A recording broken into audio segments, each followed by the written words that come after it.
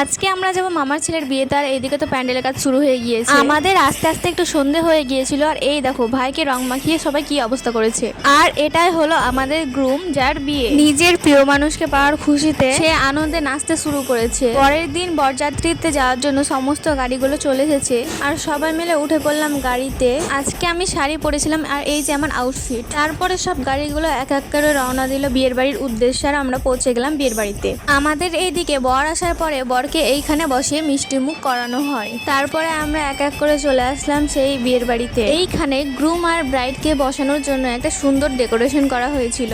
এই প্লেটটা থেকে ব্রাইডকে খাওয়ানো হবে আর সমস্ত গিফটস দেওয়া হবে। আসার পরে আমাদেরকে নাস্তার মধ্যে অনেক কিছু দেওয়া হয়েছিল। তারপরে একটা বিয়ের যেটা মেন থিং, মানে বিয়ের রেজিস্ট্রি, এখানে সেই রেজিস্ট্রিটাই হচ্ছে। এই মুহূর্তটাতে একটা মেয়ের মধ্যে অনেক অনেক ইমোশন কাজ করে। তারপরে ব্রাইডকে নিয়ে আমরা চলে গেলাম খেতে, আর এই যে এটা হলো ব্রাইড, আর তার পাশে ছিলাম আমি।